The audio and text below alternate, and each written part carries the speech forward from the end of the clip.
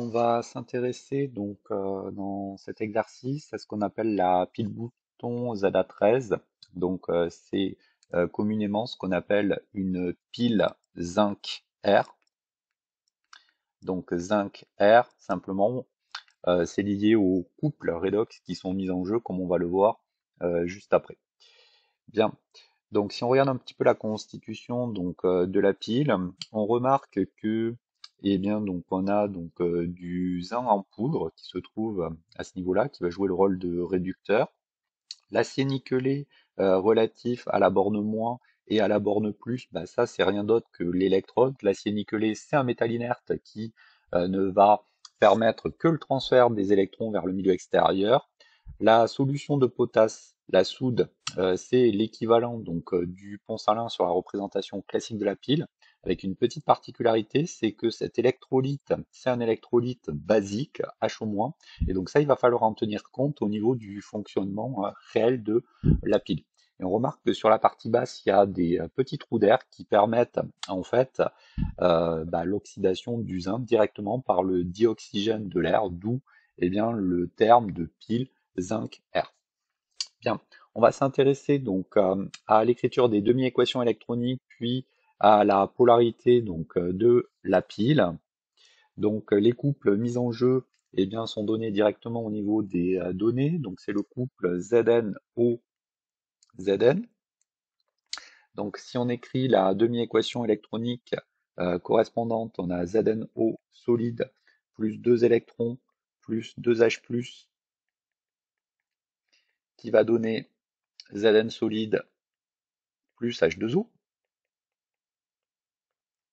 Et on va se rendre compte qu'il va falloir réajuster un tout petit peu l'écriture de cette demi-équation électronique compte tenu des conditions expérimentales de la pile. Donc je laisse un petit peu de place. Le deuxième couple, c'est le couple O2HO-. Donc c'est l'un des couples de l'eau, attention, c'est le couple O2H2O, l'eau est le réducteur de ce couple, mais ici, on est en milieu basique, d'où l'écriture O2H-. Si on ne se rend pas compte que c'est l'un des couples de l'eau et qu'on équilibre de manière classique donc cette demi-équation électronique, voici ce que l'on obtient, donc O2 plus 2H plus 4 électrons qui donne 2H-. Et là, il faut se rendre compte qu'il y a un problème, puisqu'au niveau de la demi-équation électronique, on a DH+, milieu acide à gauche, et DH-, des ions hydroxyde, milieu basique à droite. Donc là, surtout, on va rajouter donc des H- des deux côtés de l'égalité, pour retomber bien sur la demi-équation électronique du couple O2H2O, mais écrite en milieu donc basique.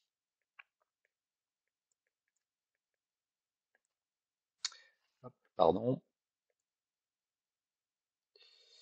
2H2O, je disais, mais écrite en milieu basique.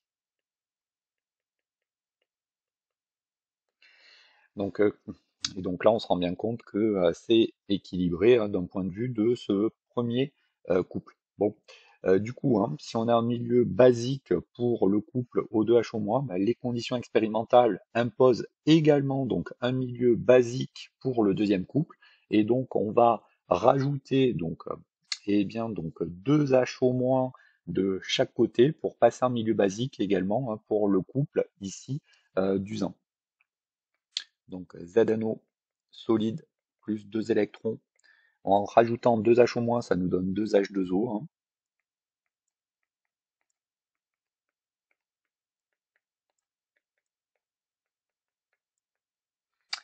Et donc après simplification donc par une molécule d'eau donc des deux côtés, on tombe sur cette demi-équation électronique là. Bien. Au niveau donc de la polarité de la pile, bien, on a les couples redox qui sont mis en jeu avec les valeurs donc des potentiels standards associés. Donc si je positionne ici mes deux couples sur mon échelle, on remarque que l'écart entre les potentiels standards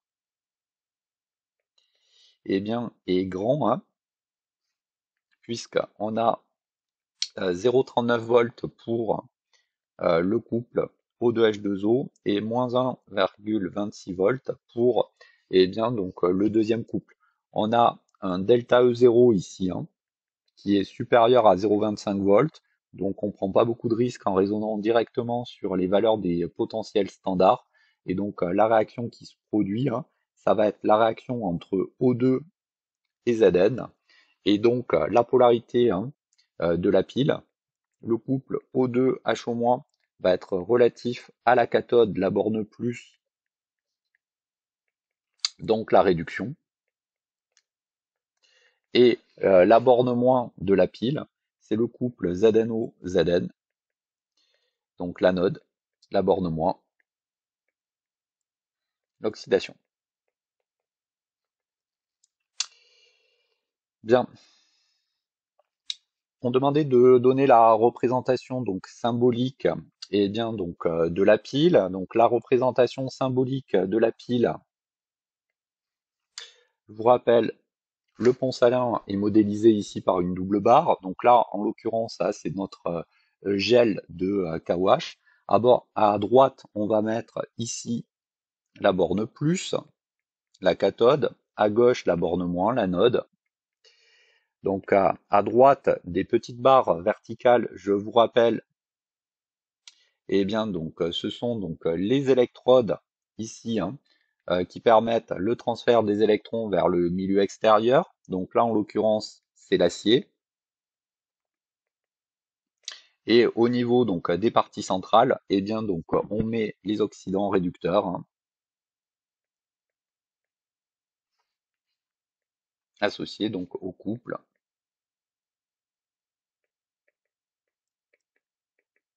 Et donc voici la représentation symbolique de notre pile.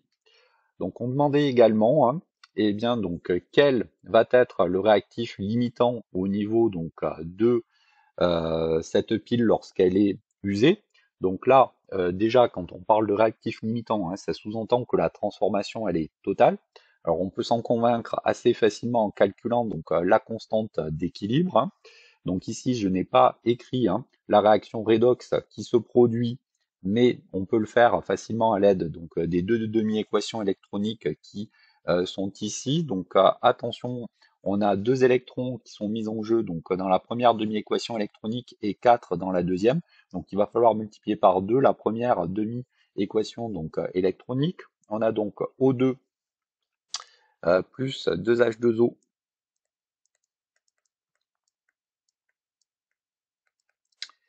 donc plus 2Zn donc plus 4H-, qui vont donner 4H-, donc plus 2ZNO,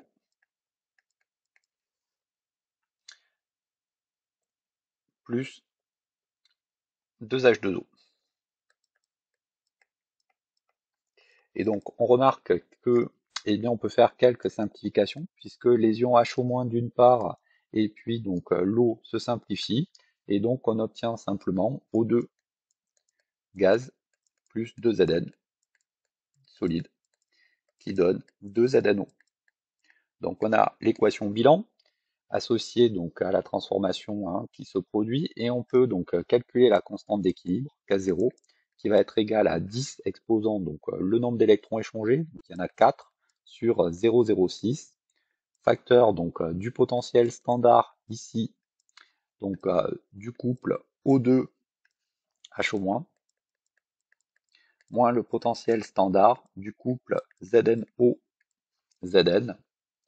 Donc attention de prendre, eh bien donc ici les potentiels standards dans le bon sens. Donc je vous rappelle, hein, il y a un moyen très simple là, de voir si le résultat que l'on a obtenu il est correct ou pas. Quand on trace le gamma ici, hein, le gamma il est à l'endroit avec un écart ici de potentiel standard qui est supérieur à 0,25 volts, hein, et donc la transformation ici, hein, il faut qu'elle soit thermodynamiquement favorisée et totale. Donc on remarque ici que c'est le cas, hein, puisque on a 10 exposant 4 sur 0,06, facteur de 0,39 moins moins, donc ça fait plus 1,25, hein.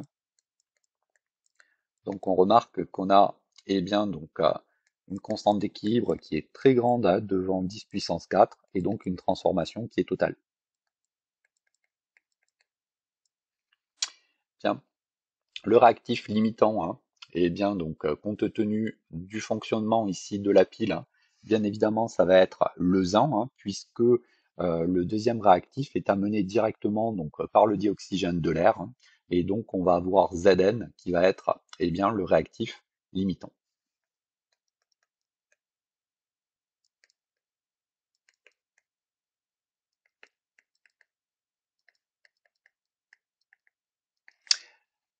Bien, on va s'intéresser maintenant à ce qu'on appelle la capacité eh bien, de la pile. On a ici au niveau de la pile une intensité nominale de 0,800 mA, une tension de fonctionnement de 1,30 volts et une capacité de 600 mA/h. Donc là, première petite question, vous demandez en physique comment appelle-t-on la grandeur capacité. Donc si on regarde l'homogénéité de cette grandeur, c'est une intensité fois un temps. Une intensité fois un temps, c'est rien d'autre qu'une charge. Donc là, attention de ne pas confondre la capacité ici chimique relative à la pile, qui est une charge, avec la capacité en électricité, qui, elle, s'exprime en farad. Donc là, c'est bien une charge dont il s'agit.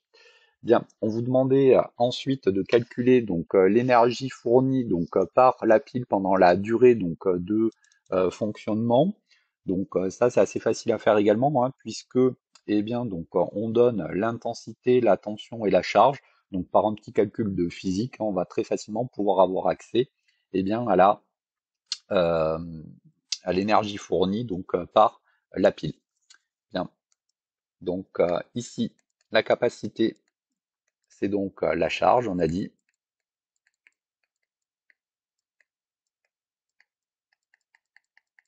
Donc la charge en coulomb, on rappelle que I c'est Q sur delta T. Et donc ici, si la capacité est exprimée en milliampères heure, eh bien c'est bien d'une charge dont il s'agit.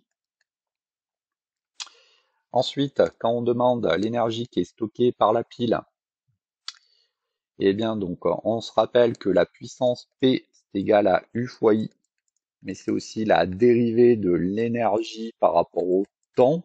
Autrement dit, l'énergie sur delta t, on travaille ici avec des grandeurs qui sont moyennées. Et donc l'énergie, on se rend compte que c'est rien d'autre que U fois I fois delta t. Et donc c'est rien d'autre que U fois Q. Donc on vous donne ici la tension de fonctionnement ainsi que eh bien la capacité de la pile. Et donc, il suffit de faire l'application numérique. Donc, il faut juste faire attention aux unités. La capacité, c'est 600 mAh. Donc, il faut bien convertir en ampères secondes. Et donc, ça nous donne ici euh, une charge de 0,6 fois 3600. Et la tension de fonctionnement, donc, c'est 1,3. Et donc, on va avoir une énergie qui va être égale à 0,600 fois 3600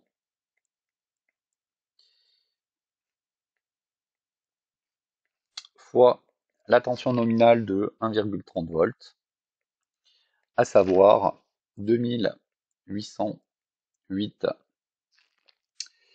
joules, donc 2,81 kilojoules, c'est une énergie, donc attention en joules.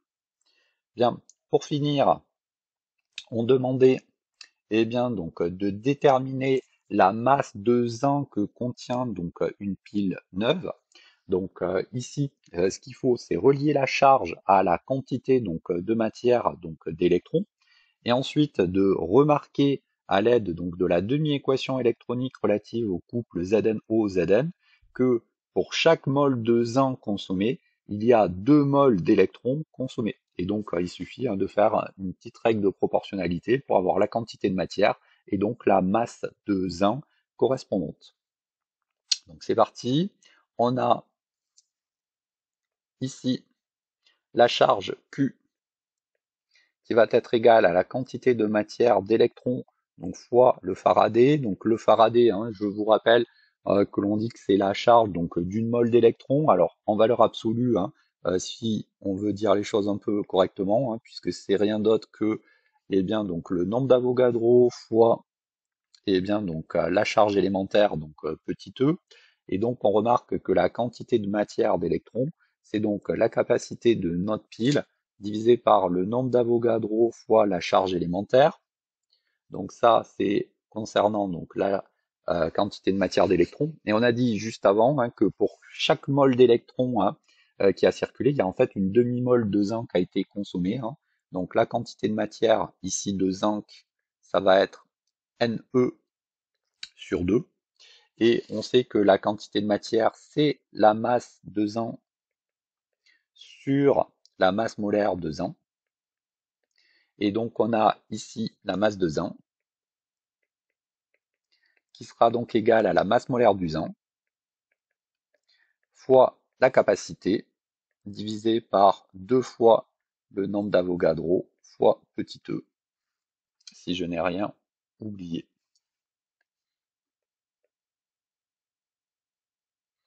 Il reste simplement donc à faire l'application donc numérique, donc la capacité donc de la pile, donc il faut bien la mettre en coulomb, donc attention, hein.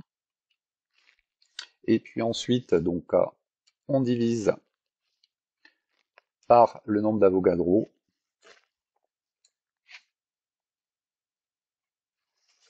Hop, petit souci avec ma calculatrice, donc un tout petit instant. Donc fois le nombre d'Avogadro.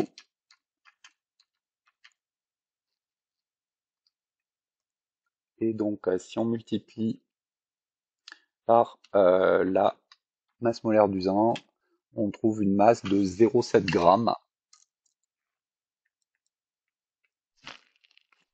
environ